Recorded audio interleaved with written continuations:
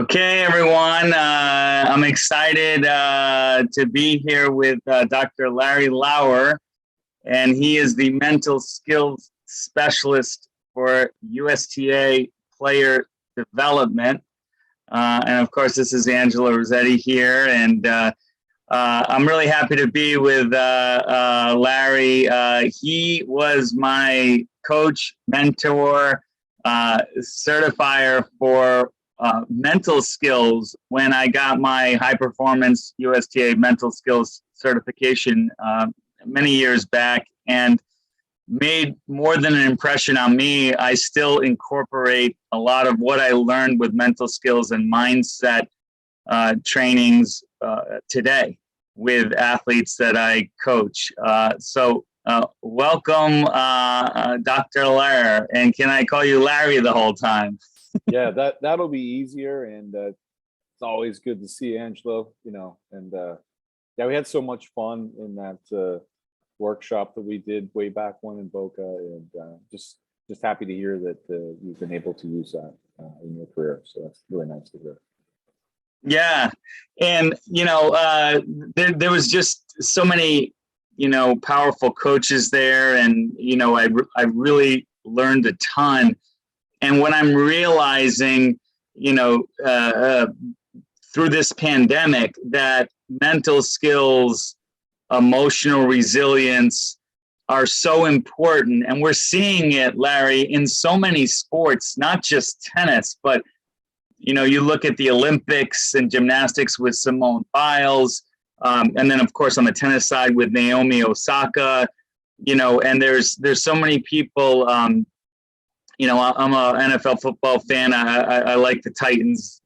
Just as a kid, I loved the Oilers, and so now the Titans. And I remember there's a wide receiver that just talked about having mental challenges in the NFL, and so these games seem like physical contests, and they are, but the mental part is so important. The stat that I usually use, or that I've seen from the New York Times and other sources, is that 82.5% of the time the ball is not in play, and so therefore, what are you doing and what are you thinking? Right.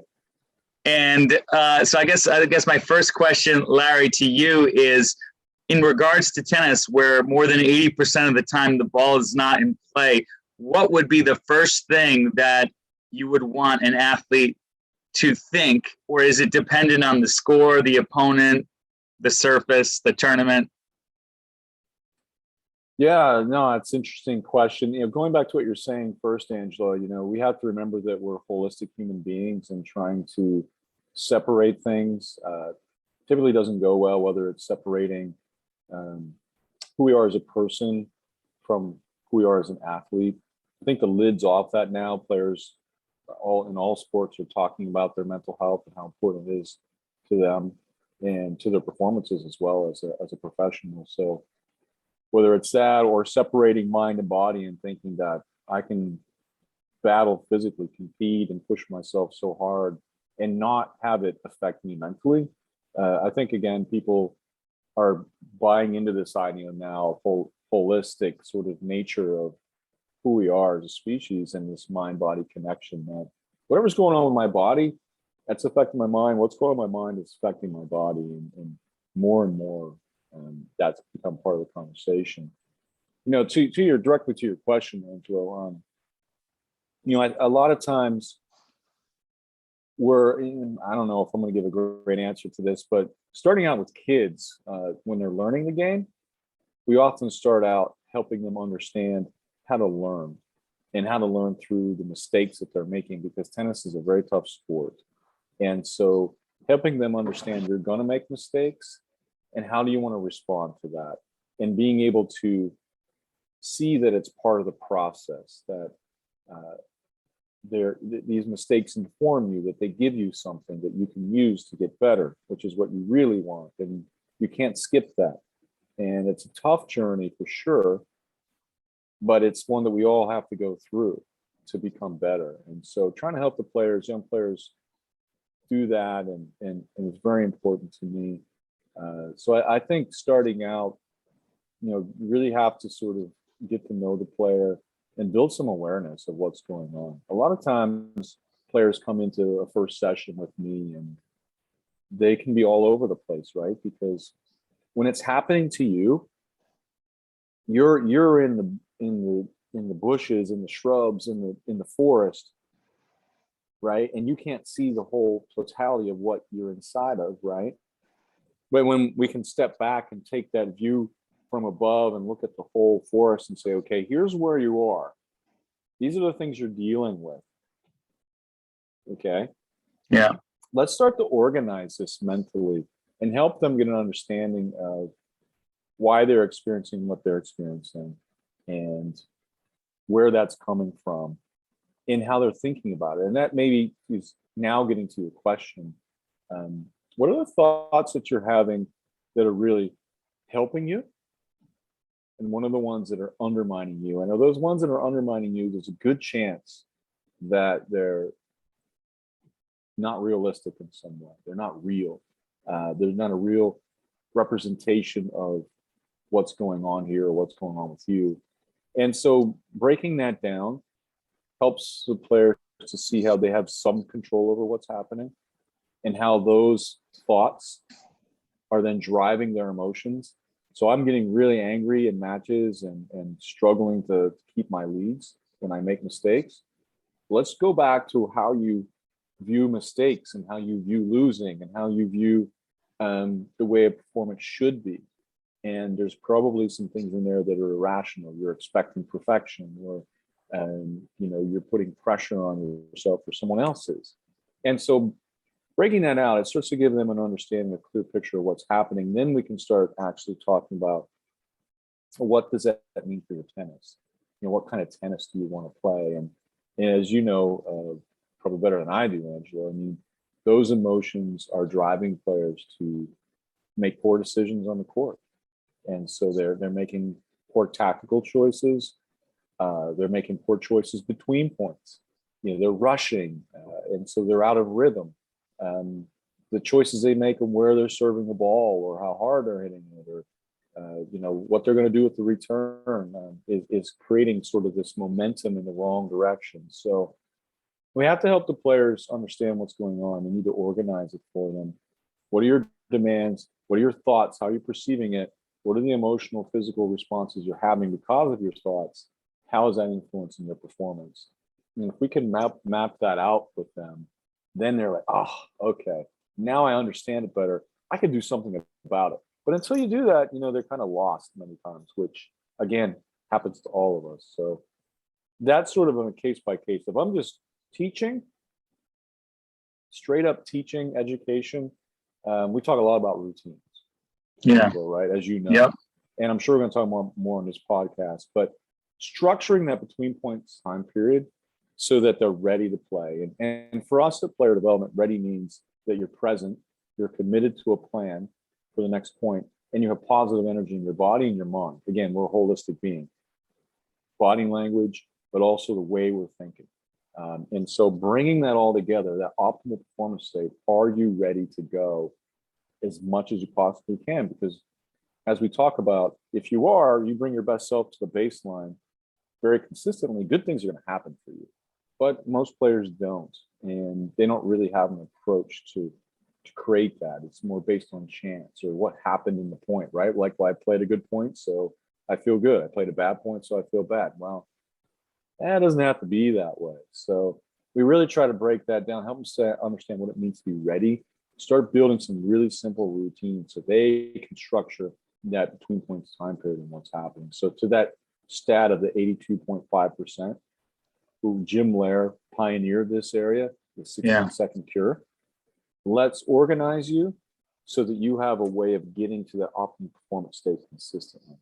And as we know, if you train that and you do it consistently, your brain starts to bring you to that space easier, right? Because your brain works off of steps. So if you have a bedtime routine where you brush your teeth, wash your face out, your contacts, whatever, you're turning out the lights, your brain says, aha, you want to go to sleep. It starts shutting down a little bit, quieting down, because it sees this series of behaviors. And we can do the same thing between points. So if you're training your brain, your body, like, okay, I do this, I do this, I do this, that means it's go time. My focus needs to be here on the ball, quiet mind, commit to a plan, good energy, let's go. And that's really what we're trying to achieve from a young age. There's a lot more to it than that, but that's sort of where we often begin and start to build out those things. Yeah, I love that. And you mentioned, routines, and you also mentioned a couple things on, a good point and a bad point. With my coaching, I'm even trying to get away from even using the word good or bad, because I know my inner voice becomes the athlete's inner voice. And then if I'm judging them, because good and bad is more of a judgment, then they're going to judge themselves. And so what I try to do is create every error as a calibration. And okay, you missed it to the left. Well, you need to accept and be aware that you missed it to the left, and then aim more to the right. So you just need to calibrate. And so therefore then the negative emotion of failure doesn't kick in, because it doesn't feel like failure anymore. It feels like you're sharpening the axe and sharpening your focus and your placement and that sort of thing. And then every miss, you become closer to a make. And, rather than, I say there's productive double faults and there's unproductive double faults. And unproductive double fault is if you miss the first one long and then you miss the next one long or even longer, it showed you didn't make an adjustment to the toss. Usually I'd say long, toss it longer, net, toss it nearer, because your serve is circular and that's going to open or close the racket face. Therefore, change the toss, not your swing in any way. Keep the swing the same. But with that, an unproductive double fault is it misses in the same spot or worse, toward the same spot, that it's mindless, that you weren't aware of where the miss was on the first one. So that mindless effort, and you and I have talked about that before, you can't allow your mind to just go nowhere. Yes, you want to be calm and peaceful, but you want to take data from your misses so that you can then calibrate going forward. So that I think is something that I use that seems to resonate well with athletes. But that's good. Can I follow up on that, Angelo? Yeah, of course. That's tremendous coaching. I wish I had you when I was going through serving problems when I was younger. But that idea of moving away from good and bad, because you're lighting up the judge in your brain, right? The judge is saying, okay, that's good, that's bad, and then we're going to have some emotional reaction. We're going to react to that, and we're going to become more judgmental and distracted from our process in the present, as you're talking about. That was a little wide. Let's bring it in versus if that was bad. And so if we can remove that judgment, I'll ask them about good and bad, because they're already judging themselves. And I did this yesterday on the court. I'll say, oh, was that a good or a bad point? Oh, that was bad. I'm like, well, wait a second. You actually hit 15 balls in and you're calling that bad? I would say you hit 15 balls in, the last one just didn't go in. So what do you need to do? Maybe you need to be a little bit more aggressive and not try to just get the ball. Maybe you're doing the right thing, but so it's getting a little bit more, based in the process of what's actually happening. I think is very important. I had another thought, and that really you're going to have to maybe prompt this from me, but these errors that we're making, if we can see them for what they are, as information, as maybe like a Nadal approach to it, like my doubts, my errors, that's information for me, right? I'm going to use that to then make an adjustment if I need to. The other thing I will say about it, because this is really important for coaches that are listening. Sometimes we train players, because I talked to them about this. Sometimes we are training players to constantly fix things. They're like little mechanics. Like, okay, I got to get the wrench out. I made a miss. Get the wrench out. From my understanding, the guy that's on the cover of your book, Roger Federer, has also missed balls, and he's pretty good. Like, so I'm pretty sure that you can do everything right and still miss. That's just performance, right? There's fluctuations. If it was perfect performance, then no one would ever miss, right? So you're going to have misses, and understanding and accepting that. So you don't necessarily need to fix anything. You just need to focus in the present on what you're doing in the next point. Now, like you're saying, Angelo, if you're unaware and you're just going about things, you know, hey, I'm calm, I'm good, I'm enjoying life. That's great. If you're playing recreationally, do that. If you're a performance player and your goal is to get better and to win, well, that's not going to serve you well. So you got to be aware of what's happening and making those adjustments. You got to be more objective when you do it. Yeah. See it for what it is, right, Angela? Like, okay, that was a miss. That was a little wide. So I'm going to bring that target in versus, oh my God, what's wrong with my serve? Why can't I serve? But that's not the issue. It's just a matter of execution. You can do it. But because the judge gets involved and says, well, you're bad, or you're always one or the other, right? We have players that everything's great or everything's awful. Well, that doesn't serve them well either, right? Because now they're constantly judging themselves. Guess what their emotions are doing? They're going like this, up and down and up and down. Like, so there's no emotional control there because of the way they're thinking. And I think as coaches, and you're so glad to hear what you were doing there, Angelo. Hey, let's get out of that and let's just focus on the objective things that are happening. Make this little adjustment, right, if we need to. So really good stuff there, Angelo. And you know, yeah, as you can see, I get excited about these topics because I think they're so important. And I don't think as coaches we spend enough time really thinking about this stuff and having it inform our coaching. So I completely agree. With the challenge with mental skills, emotional resilience, mindset, Larry, I've found is it's intangible and therefore more difficult to assign value to. And, you know, coaches like you and I that are trying to help athletes and coaches with coaching to mindset and mental skills, it is so important.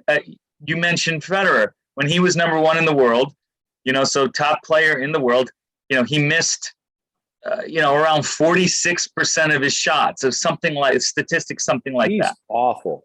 He's awful.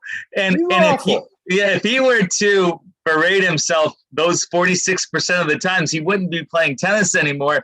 He would be miserable on the tennis court. He wouldn't find any joy in it. So I agree completely with what you said about you can't be, let's say, I'll paraphrase, overly happy when you win a point and overly upset when you lose a point. Yeah. It's all part of the process.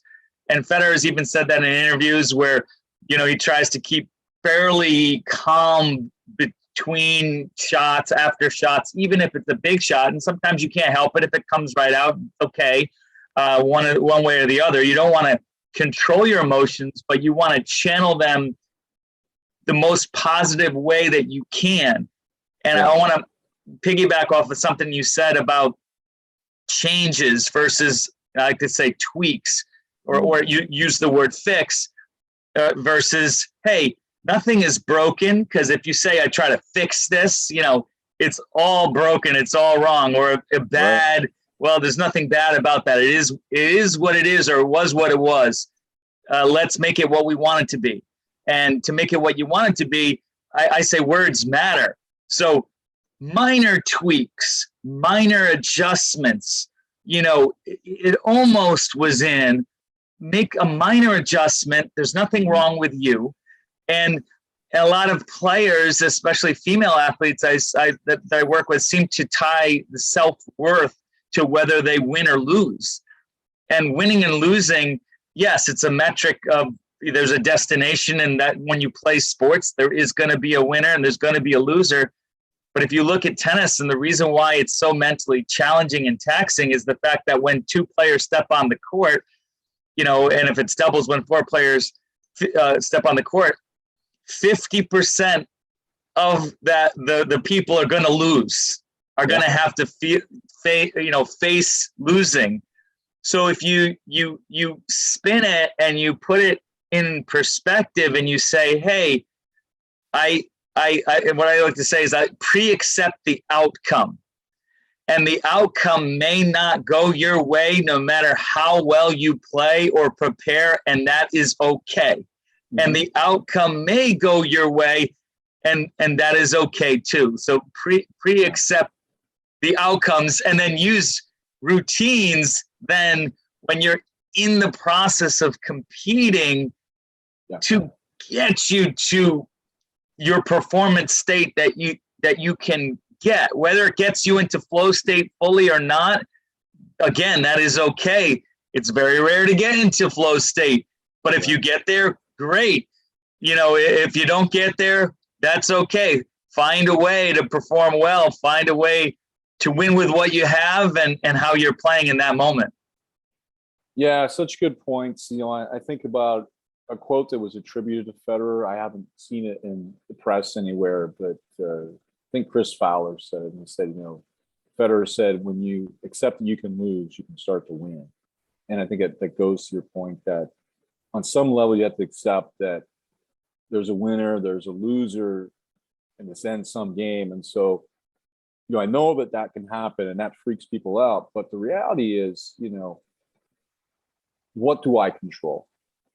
I control my process, the way I think, the way I prepare, the choices that I make, right? But I don't have a lot of control over much of anything else. So I got to get comfortable with that and really understand I'm trying to do certain things on this court. It's not always going to go my way.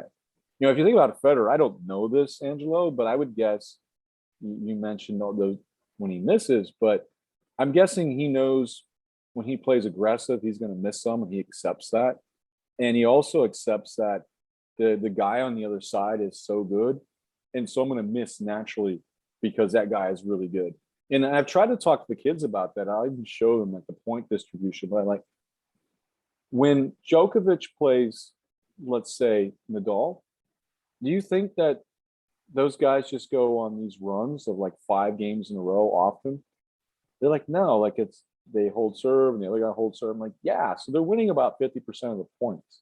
But what does that feel like to you when you play? It feels like failure. It's not. This is when you play someone that's good, which is really what we look for. That's how you get into flow, being challenged. You're going to lose about half the points, Angelo, right? And so I think we need to come to terms as American tennis players and as coaches that we're going to win about 51% of the points or less when we win, and that's okay. And that's tennis. It's not a game where you know, you can control it. It's not gymnastics. It's not figure skating. Someone else is trying to block you from your goal. So when you're playing people who are really good, you're going to go back and forth, back and forth, back and forth a lot. And they're going to make you make mistakes. And this also gets into this idea of unforced errors and forced errors as well, which is very informative for players when they start thinking about how they view their mistakes or they view how they're losing points. You know, I think it's important to talk to them about that as well, especially older players, because there's a lot more forcing errors than there are necessarily unforced errors. You move up in the game, but it becomes more anyway.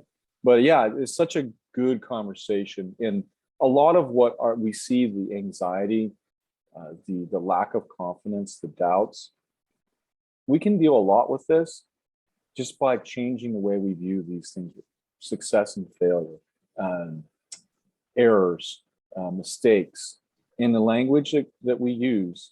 Because and Jim Lauer said this, you know, that we really train the way our players speak to themselves, because we spend the most time on the court with them as coaches. The words we use really do matter, and it's a window into really the philosophy, the perspectives that you have, and you have to talk about those things and bring them to the surface if you want players to change and to be less anxious and to go for it. So yeah, it's really fun work once you get into it, but as I'm sure some people listening, it's like, oh gosh, I'm not prepared to do that, and that's okay. That's where you get help. But you are, whether or not you like it, as a coach, you're training the minds of your players, and you are responsible for that. Yeah, I completely agree with that. I'm big on the inner voice and what words I use, because if I judge my player, they're going to be judgmental of themselves, Yes. You know, good and bad. If I always ask, I try not to ask, how did the tournament go? because that implies, the outcome. So I don't even ask the outcome at all. My coaching team knows that. With me is I will never ask a player whether they won or lost a match. Yes, privately, secretly, I can go online and check out the result, but I want to know, I want to know, did you do your routines that we worked on? I came up with this 3-2-1 method where it's an objective way to kind of crystallize mental skills things. And, I assign these values, 3 being the optimal, 2 needs work, and 1 needs a lot of work or unacceptable. And so, I think I mentioned this to you. I came up with focus on your eagle. Those are your controllables. Yes, I love that. Yeah, and thanks. Yeah, it's effort. It's your attitude. A, gratitude. G, learning. E, an enjoyment level. Enjoyment. And those 5 things, it seems basic and seems broad, but a lot of players I work with after a tournament or even after a tournament match, hey, give me 3-2-1. You're 3-2-1 on those 5 things. Okay, my effort level was a 3. I was satisfied with that. My attitude could have been better. It was a 2, 2.5. My gratitude, I was really happy my parents brought me to the match. If they're under 18, they didn't get there. They have to get there somehow, right? And they were happy to be in the tournament. Learning, that could have been better, 1.5, because I made the same mistakes and I didn't adapt to what my opponent was doing to me. And then enjoyment, I did have fun, but it was a 2.5 because I could have really enjoyed it more. And usually I could tell the outcome by the score that they give me, but not always. But more, the number isn't to please me as a coach. The number is to make sure they're aware of what they can control and what they can't control, and get them, Larry, to focus on what they can control all the time. And I think that sometimes gets lost, because the whole reason why you compete is there is going to be a winner and there's going to be a loser. But that is something you can't control. That is the nature of the sport. But what can you control? And that's why, I say, try not to celebrate too much after any one point, because you may lose the next point, number one. And number two, that could be in a blind spot for you because you're still on a high from the last point. You're not ready, like you said, for the next point. And one thing I'll share with you, Larry, in working with, Ivan Lendl, when he was coaching Andy Murray, he coached him, two stints. And I remember, talking with him, and he had said, you see him in the player's box, and Murray hits this amazing shot on break point, double break point, wins the game, is crossing over, and he's like kind of like to his box, get up and clap. And you see Ivan there, stoic and just kind of nodding his head, really not showing much emotion. And I asked him about that, and he said, yeah, because I want Andy to know that I expect, and therefore he expect that, he should be performing at that level, and it's not a shocker, surprise, and therefore it doesn't need to be overly celebrated. Yeah. Well, I think it just puts you on an emotional roller coaster. Like I said, when you go too high, easy to go too low. You're bringing up so many thoughts in relation, and it's so good. Like, one is, again, the words that we use, and I've read this somewhere. I don't remember where, but as coaches, even when we go to the language of "I like this," we're creating judgment and evaluation. The players feel that. Second thing I was thinking of as you were talking with the Eagle, Angelo. Yeah. Focus on character process. We control that, controllables. So we're moving the focus away from outcomes, even though it's important. And we want to win, and we want you to go and try and win. really it's how you get there. That's what truly matters, because the win can't happen without the process, without your ego. So without the ego, you're not going to get wins unless the other guy's just worse or the girl's just worse. And typically that doesn't happen in high performance. So people are ready to play and will beat you if you're not ready to play or doing your thing. So to focus on character, this is a control, and it takes the bricks off the shoulders, right? So you can just play tennis. Hey, it's about my process. I know I can be successful and feel good about myself if I control my process. And that really helps people feel more comfortable and get focused.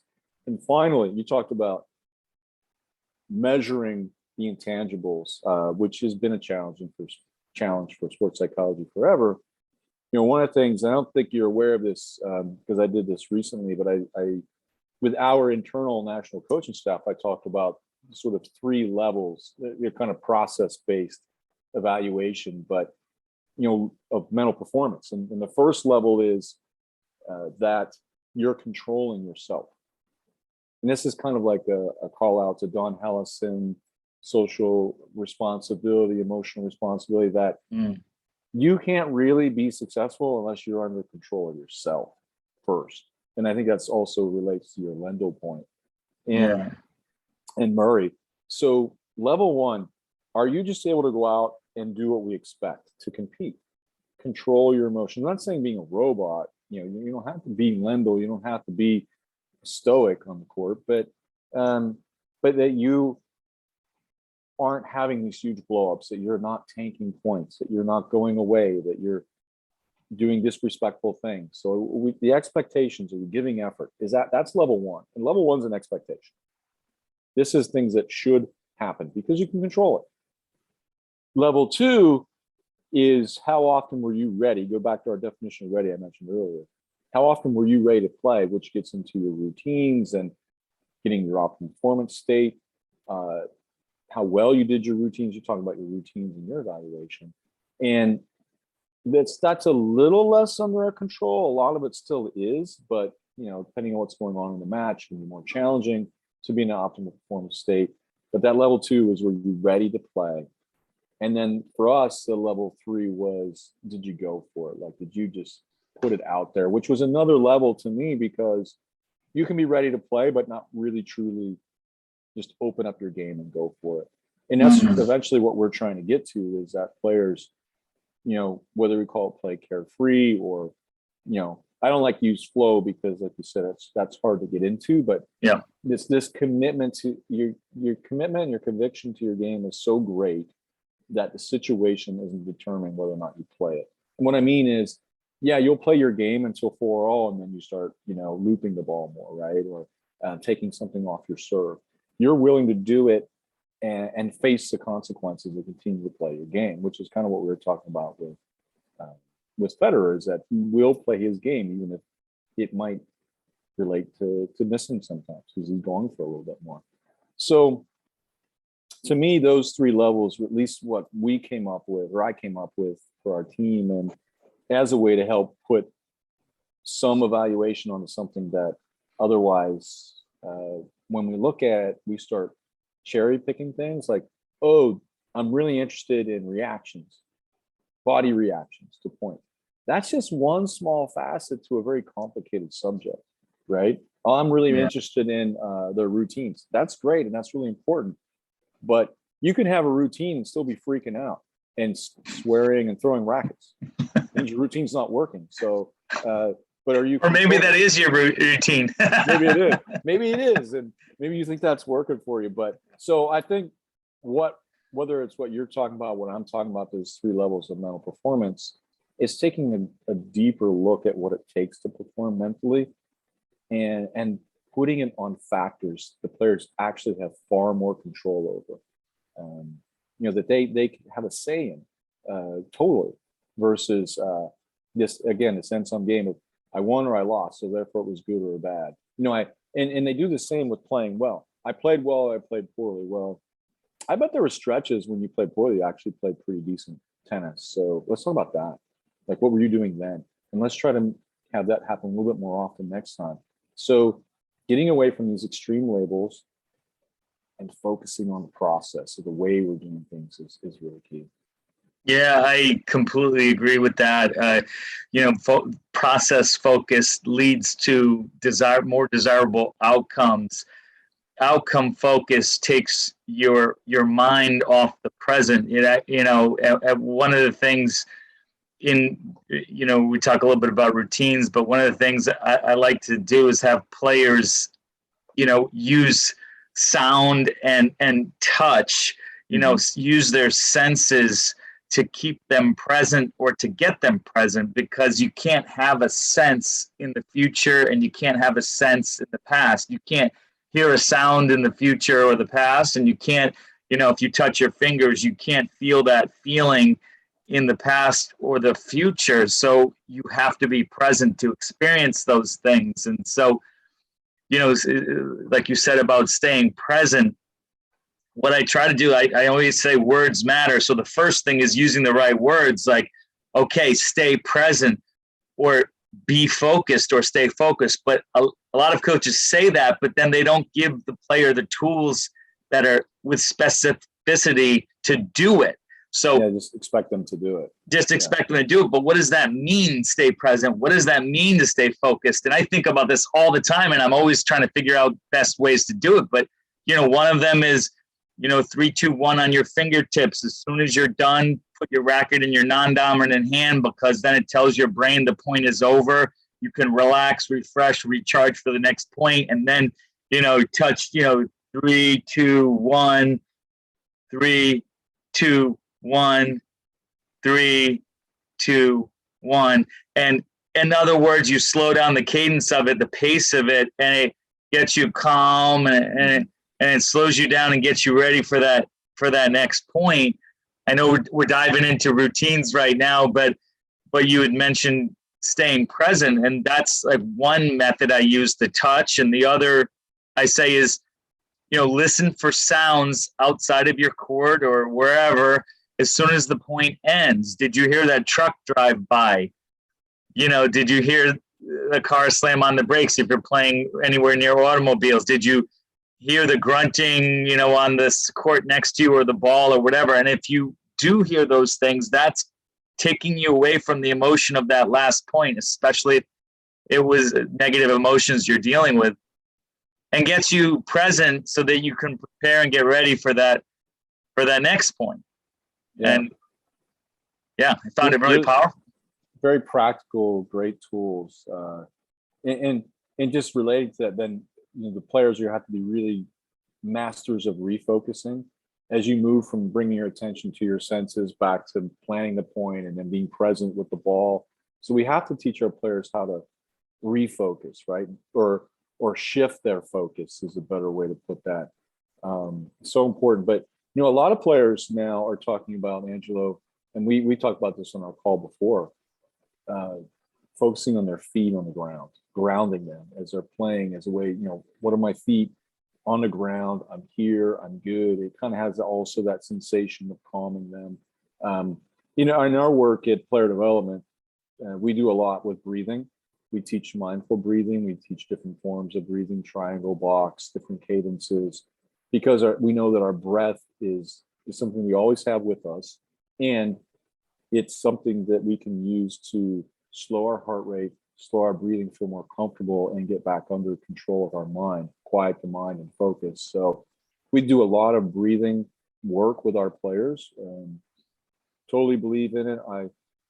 To a level of, doing breathing work when you're in cold environments or in hot environments, and just switching it up and being able to focus your mind. But very good stuff. And again, all these things, Angelo, are awesome. And a coach is like, oh, cool, there's a trick that Angelo gave me. But it works for Angelo because he has a philosophy that he's teaching over time, versus, hey, why don't you just snap your finger, like 3, 2, 1, go do that. Well, that's not going to work for them, because there's a whole philosophy behind what you're teaching your players, right? A way of being and a way of thinking. And then these strategies work really well because they're based on a philosophy, right? That process first, that we want to be present. Well, what does present mean? What takes us away from present? And then training these things, right? If you're doing mindfulness or meditation or just essentially breathing practices, they can become really good at whatever, if it's things with the fingers or with your breath or being mindful of different parts of your body. We do exercises where you just bring your attention to different areas of the body and try to hold that focus. Athletes are pretty good at that, by the way, but that is helping them become very present. It's quieting the judge. Yeah. One last thing on that, and is that we know that typically when you're in the past, you're being judgmental, right? So when you're in the past and you're in your thoughts, you're being judgmental of yourself. When you're in the future, okay, you're being anxious. You're often very anxious or fearful because you're worried about the what ifs, the uncertainty of what's going to happen. So the past can often create frustration and anger. Yeah. The future often creates anxiety and fear. Not always. We need to go there sometimes to plan in the past, right? Or learn from, reflect and learn. We also need to go to the future to plan and to learn. But when we're performing, the present is where it's at. 50 years of sports psychology research or more, and one commonality amongst all great performers, they'll tell you, was when I was playing great, I was in the present. And so our job is to create a present focus and give them the tools to do that.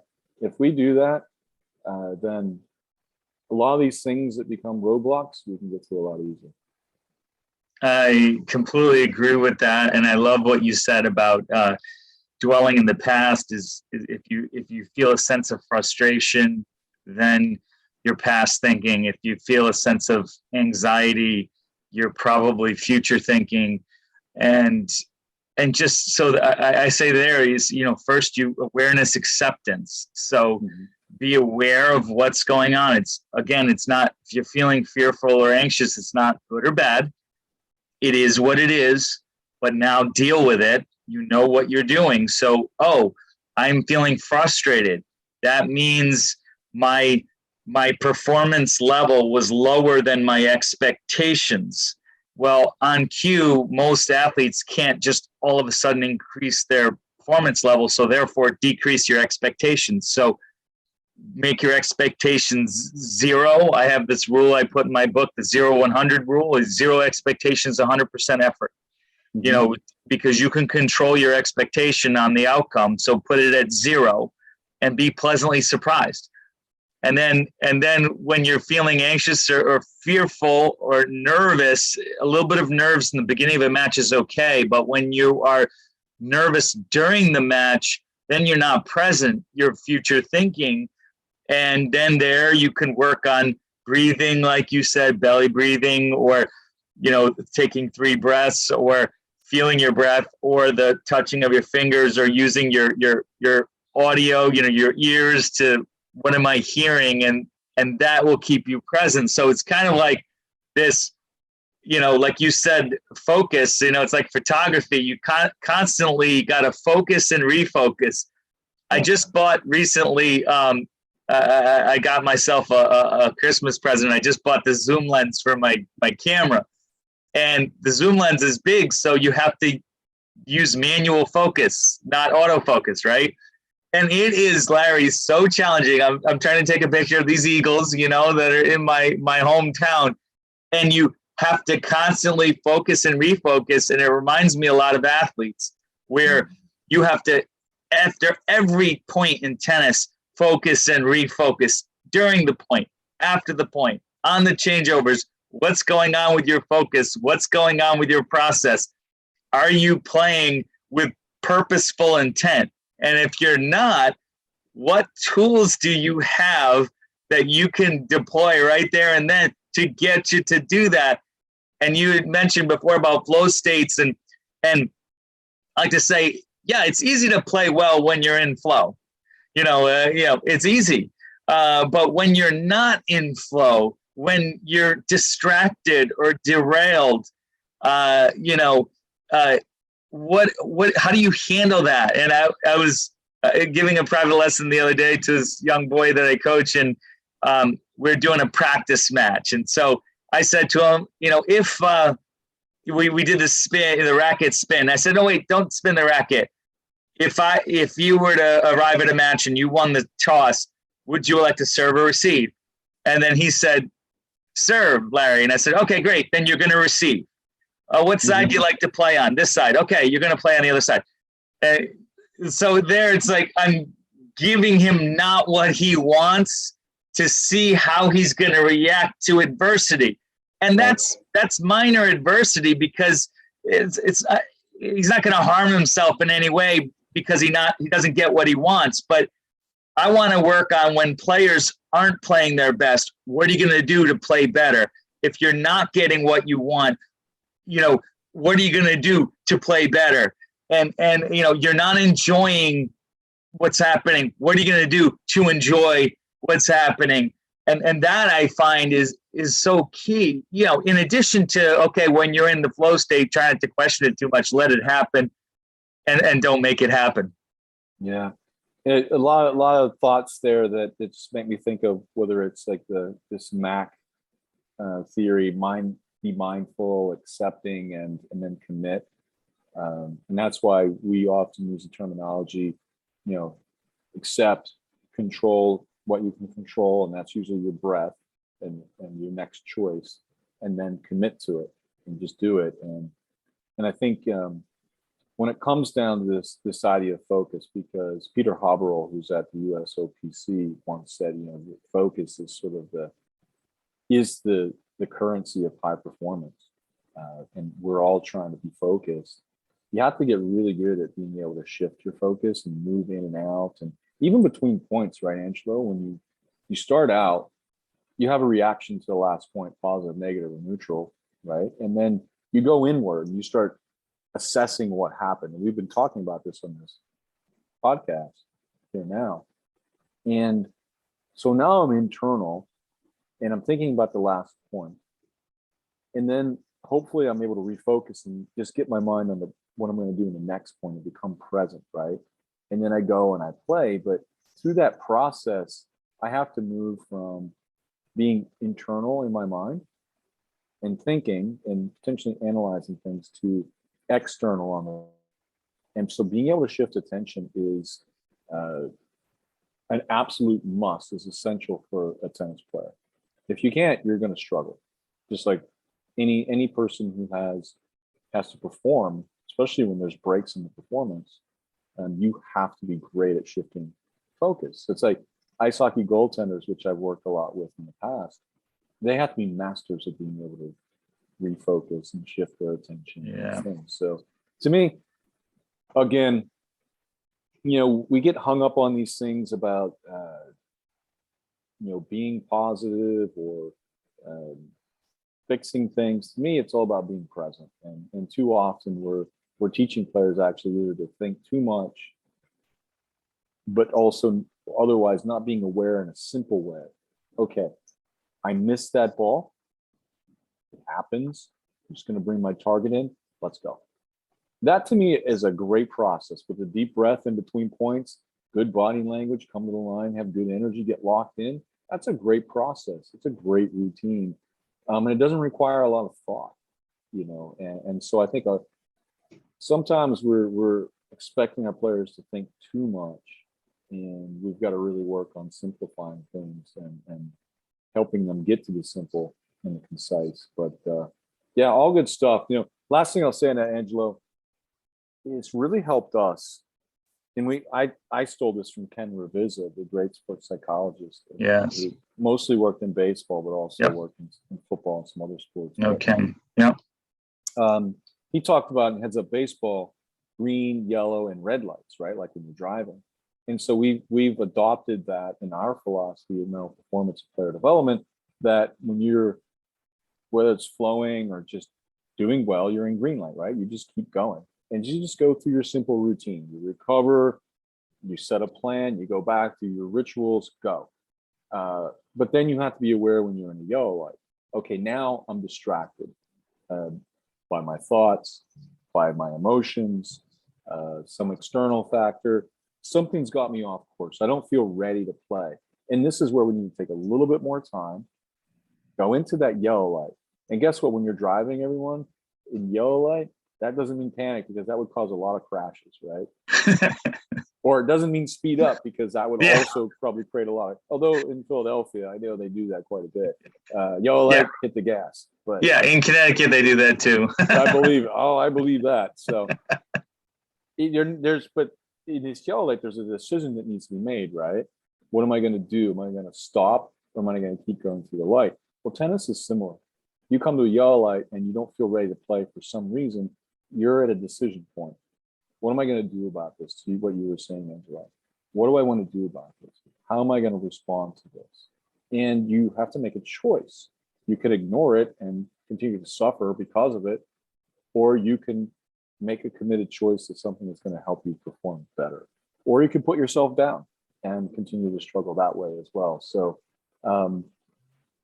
being able to go through that in a yellow light, taking a little extra time, doing some breathing, accepting where you're at with things emotionally, what the situation is, and then just really committing to something you have control over. All right, I'm going to play heavy here. I'm going to move this other person, right? And finding that committed solution, that simple committed solution, helps the mind again to quiet down. When we create a commitment, our mind has a tendency to quiet down. When we're unsure and we don't really commit, our mind starts continuing to go through either options and or consequences, like what's going to happen now, right? I don't really know, because I'm not sure what to do. So going through this process, very extremely important for, that was redundant, but important for young players to learn a process so they can discipline their mind and work through, okay, whatever happened at that last point, I'm ready to play again. And so having that process, is something that we have to be teaching from a young age, and in a simple way, but help them understand why we're really doing it. Sometimes we're like, okay, you go to your towel, and then you do this, and then you do that, and then you play. Well, what does any of those things matter? Like, what are you doing? Like, what does the towel do? Yeah. Well, you're taking time. Okay, well, why? Yes. Am I taking time to freak myself out more? To become complacent? Like, why am I going to the towel? What's the purpose of this, coach? Well, you go to the towel to refocus. You go to the towel to wipe away the past, take a breath, reset your mind, and now focus on your plan for the next point. That's what the towel's for. Well, why do I switch hands with the racket? Well, you already told us why. You're letting go of the last point, right? But we spend so much time, the coaches who are well-meaning, but then they say, well, if you take time and you use your towel, you'll play better. What? No, they need to know why they're doing it. It has to have meaning. When it has meaning, then you can really start to become a great performer. Until then, it's just steps that really, if they don't have meaning, they can be going through their steps and still be angry, nervous, embarrassed, frustrated, haven't changed, and just continue to be the same way. And so when we start talking about routines, Angelo, well, everyone must understand. Yes, we have the 4 R's, the 16-second cure, these different models of between points. The steps have to have meaning, and the players need to understand what they're doing. And then start small, start simple. Get them to do one thing. One thing might be at a young age, I just want you to take a breath. When you go back, walk behind, take a breath. Now come back with good energy. Let's go. And you start building. Okay, I want you to take a breath. And now I want you to think about one thing you're going to do in the next point. Okay, now we're going to work at the front end of the routine. And you can work on this in different ways, but now that you have your breath and your plan, you're pretty good at those things. Now we're going to scaffold, and we're going to add, really going to focus on positive body language and having it from the start of the between points time period. And then once we get that, we're going to go to the end. And there's no formula. You can start at the end and work back, or you can start, like I like to start in the middle, because what everybody has to do is they have to recover and they have to get ready to play. You have to have a plan, at least in high performance. And so breathe, recover, set a plan. If you're doing that, we're good. And if we can get the other things, that's awesome. So there's so much that goes in, as you know, Angela, to routines. that we have to consider. But my advice is start simple, make the steps meaningful, explain why they're doing what they're doing, train the heck out of it, practice matches. Like you said, once they get better at it, then start creating adversity in practice, right? And test them to see if they can hold up. Yeah, in a good way. absolutely. And it's funny because I always say you either can make matches seem like practice in your mind, or you can make practice seem like official matches in your mind. And, you know, I don't think there's any one right way, but what I found is the player is usually smart enough to know when it's a practice match. There's no umpire, there's no linesman, there's no officials, there's no other, there's not a big draw board there, you know, in the lobby and things like that. So in other words, so then I say, well, then if we know that, you know, maybe let's get your mind to treat tournaments and matches as practice, just another form of practice that just happens to be an outcome. And I remember there's a martial art name that it's called practice, and that's the name of the martial arts. I reference it in my book, but you know, is when you go to a tournament, it's just called practice. And so I think if we can as an industry, you know, just say, hey, when you're competing, that's just another version of practice, and it's another opportunity for you to improve. And then you mentioned, going back to real quick, the routines and the towel, and I love that. And it's like the first step is making someone to use the towel, but then coming right after is the whys. Well, why are you using the towel? I mean, what is this going to do for me? And you know, it's first have the towel, and then put it at the edge of the court or whatever, somewhere where you can reach it after every point. And then based on what happens in that point, you do the routine. We've talked briefly about this before, but it's you make an error, the C erase replace, the racket in the non-dominant hand, you're in the towel, or you're walking to your towel and you're seeing the point, or accepting what just happened, you're erasing the error from your mental whiteboard and then replacing it with an image of you making that shot. I try not to have the players do the practice swings, even though you see it on TV, the pros do it.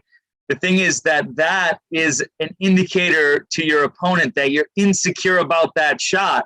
If I was playing against someone that did that to me, I would hit to that shot every single time after that, because I know that person is taking practice swings. And just take the practice swing in your mind, turn back around, go back to the towel, do your breathing, take at least 3 full seconds, you know, and then turn back around when you're ready. Like Sharapova, when she was competing, used to do, she had the same routine, you know, after each point, the hitting of the thigh, the bouncing, you know, and then what I say is, well, if you won the point, still do the same routine as far as amount of time going to your towel, but you're thinking of something different. There, Larry, I say, repeat it. See it, accept this, and repeat the shot you just hit, because now you get another rep in before the next point. And then, you know, if they hit a winner and it was just untouchable, then I say the eraser. You know, you clap your hand to the strings. It's great sportsmanship, but also, you know, is you know, great, because now you erase it from your mind forever. Don't give that great shot any more weight than it is. Erase it from your memory banks forever. And you know, and so that therefore you have the 3 ways a point can end. You know, you make a mistake, you hit a winner, or they hit a winner, and you have a specific routine in your mind for each of those. And I find that to be effective. The challenge is number 1, getting a player's attention enough to tell the why. And then 2, getting them to repeat it when you're not there. Yeah. And that is, you know, very difficult, and the ongoing challenge when players start to play tournaments and they don't have their coach there. Well, and I think that's why it's a journey, right? As you know, that you're going to teach these things over the years. Some players get it quicker because maybe they're very conscientious and they want to please and they're disciplined from a young age. You see this in players sometimes, like, I'm going to do all my steps, but then you got to watch out for those players. They're just doing it to make you happy, but the routine's making no difference in their state or their thinking, right? So you have to dig into that. But then you have players who are very sort of the type B, spontaneous, loose, they just kind of doing their thing and they're riding the waves of the emotion and they can be very artistic and very sort of creative. And you don't want to lose that, but you want to structure it a little bit, right? Like, okay, I'm not going to take your 25 seconds and turn you into Sharapova or Bartoli, but can you give me one or two things in this sort of wave experience you got going on? One or two things that you're going to do. So you have to know your players, obviously, as you work with them. That's something that I've learned over the years. But the more that we're able to help them have an understanding of what's actually happening between points and why they actually would have a routine to show up the baseline ready to play is huge. And then how you get there, people do it in different ways. It's a very individual thing, but now when you talk about like pre-match, Angelo, it's very individual as well. And I think that there's a few key principles you gotta factor in. One is that you want to take your focus and you want to move it from, if you think of like your zoom lens or your funnel, from wide to narrow as you get to match time. If you narrow it too soon, you might freak yourself out, right? Like think too much about the match, spend way too much energy. If you do it too late, you're going to show up late for the match, right? Like you're just not going to be there on time mentally and not ready to play. So one job you got pre-match is to get your mind focused in simple, strategic ways, focusing on how you're going to play. You can use visualization, you can use your journal, and then just being present, just kind of going through your warm-up and enjoying it, enjoying the movement, enjoying the feel of hitting the ball, but knowing your plan is set and you're ready to go. And again, everybody goes through that in different ways. So you have to have a way of sharpening that focus or getting it zoomed in or funneled in, if you want to call it in those ways. Emotionally, you want to try to figure out what are the things that I do to get myself in that emotional state, right? So listening to music, again, imagery, visualization, different things you might do to really kind of create an emotional state. What you're thinking about is going to charge up or calm down those emotions. If you want to be calmer, you use breathing. That's typically what we do. If you want to be charged up, you can accelerate your breathing and do vigorous kinds of warm-up movements. So you just kind of know what you're trying to create. So you have to have a mental and emotional readiness to play, and then your physical readiness, obviously, where my warm-up, my hit, what are the different purposes of those things? So there's a whole nother podcast, I think, for pre-match preparation here. But I think just to simplify it down from a mental perspective, emotionally, we're working towards getting to a state where they're committed. Maybe they're confident. We can't guarantee that would like that, but they're believing in what they're doing through doing their journal, through imagery, through a good warm up, these things, listening to music. And mentally, they've locked their focus in. So before the match, you're not talking about the birds out there, right? Unless that's part of your strategy to calm them down. Most players, they need at least 10 minutes, 15 minutes to get focused in on and funnel down into that focus that they need. So, consider that when you're talking about your pre-matches. What are we doing mentally and emotionally to get them ready as well? Yeah, I completely agree. And, it is a journey and everyone is different. I was just doing some research and, I know Medvedev says I like to practice 2.5 hours before the match, but he said that's my pre-match routine. But if it happens to be a little less than 2.5 hours, I'm not going to freak out all of a sudden I can't put a serve in the box and the ball in the court. a lot of the guys, a lot of the male players, at least, you know, they want the same shower, which I thought was interesting. They just want the same shower. They're superstitious. They want the same shower. Yeah. And hey, I'm not going to fight that. You know, I like to, though, use things that are practical that all players can learn from. And hey, yeah, okay, using the same shower, great. But what I say there is, what if you didn't have the same shower? And that is the difference between a superstition or a ritual versus a routine. And I'll just end by sharing kind of a paraphrasing a story I learned from the Olympic gold medalist diver, USA diver, Laura Wilkinson from Texas. And she had shattered one of her feet in dry diving in prep for the Olympic trials. And that was approximately 3 months before. And she had to rehearse it in her mind. In the beginning, she would do mental rehearsal. Then she would walk up the 10 meter in her mind, do the dive, and then walk back down and not actually do the dive. And so she only had a couple of dives a week or so prior to the trials. And then she won the trials outright by a huge margin, and then went on to went from last place to first place in the Olympics to win gold medal. And so she's big on, you know, mental skills and rehearsal and that sort of thing.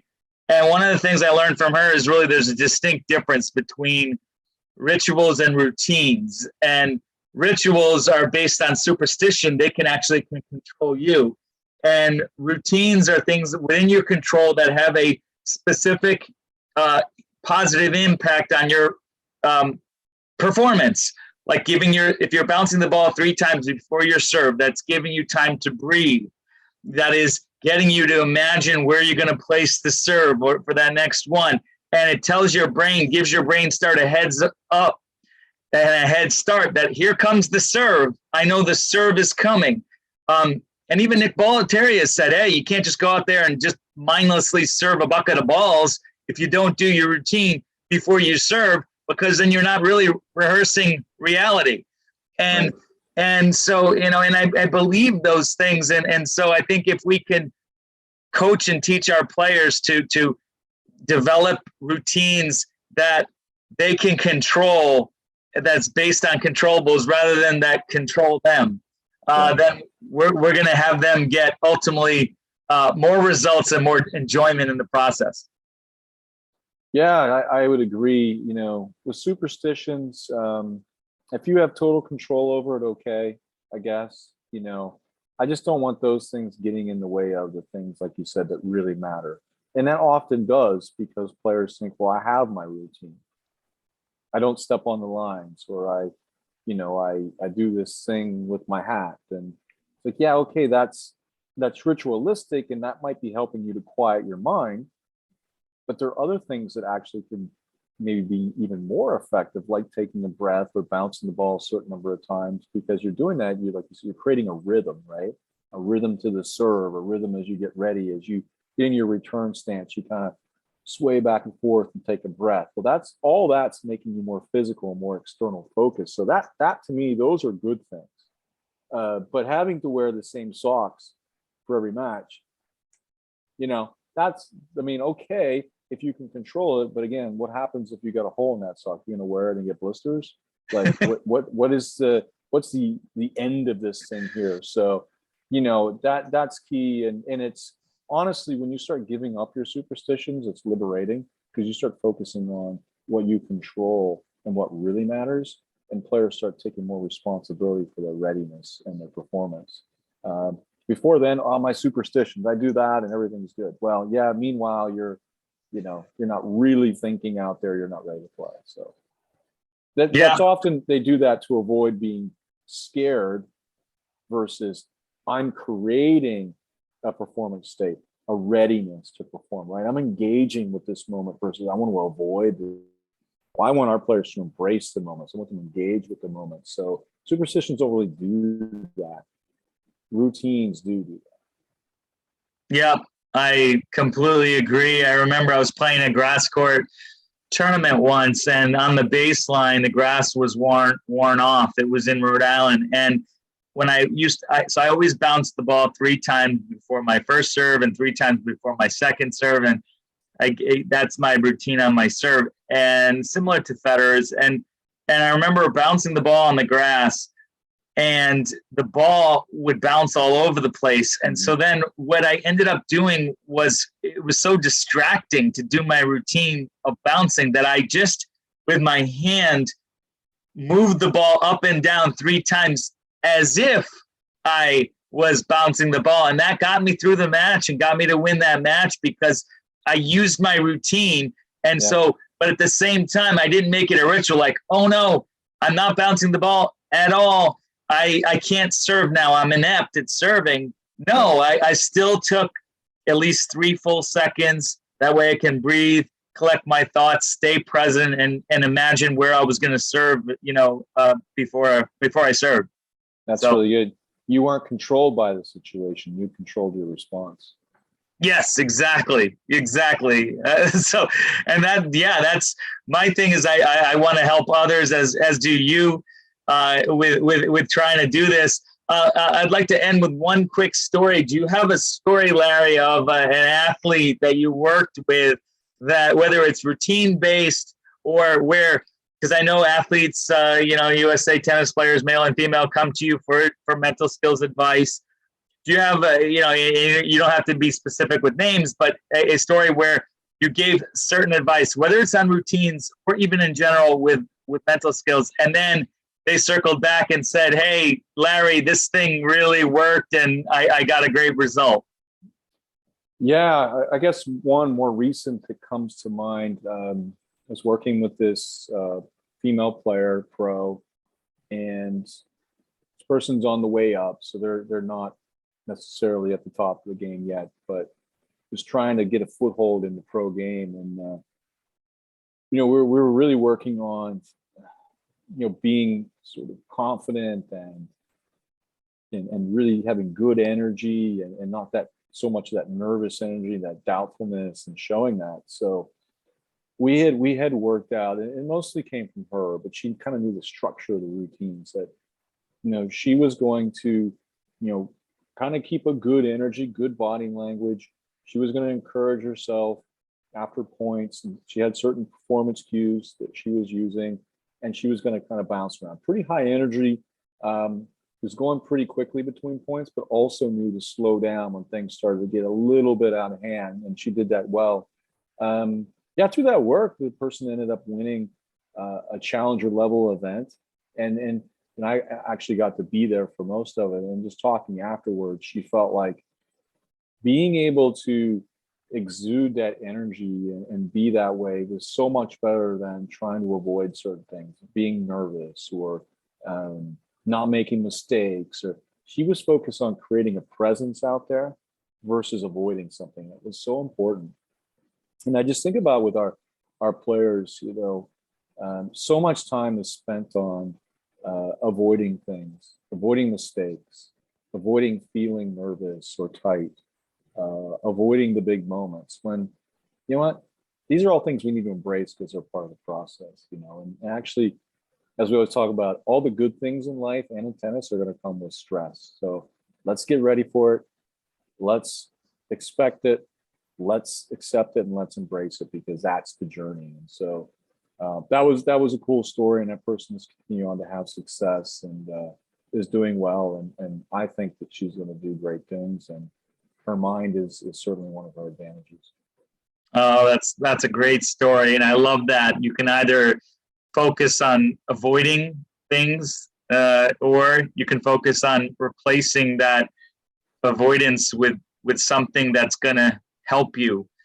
And then therefore you just have to remember one thing, not all the 10 things that you have to avoid, but just that one positive thing. And then you can't do both at once, or at least you can't do both well at once. So might as well focus on the thing that you can control that would help your performance. Yeah, and she was kind of like a force of just will and energy in that tournament when she won it. And it was very clear those routines were working well. And one of our measures was, and resilience was, how much was she bouncing back? Well, in that tournament, every time she got broken in that tournament, she broke back. every single Wow. time. And Wow. that just told me we are present, we're getting over things, and we're in the battle. And that's what she was looking for. And so that's one of our metrics is, okay, how are you performing after you get broken? Are you coming right back? Because we know you're going to get broken. It happens. You know, it's going to happen sometimes. Even Sampras got broken a few times here and there. So it's going to happen, and it's how I respond to it, not that it happened. Completely agree. How do you respond to when things don't go your way?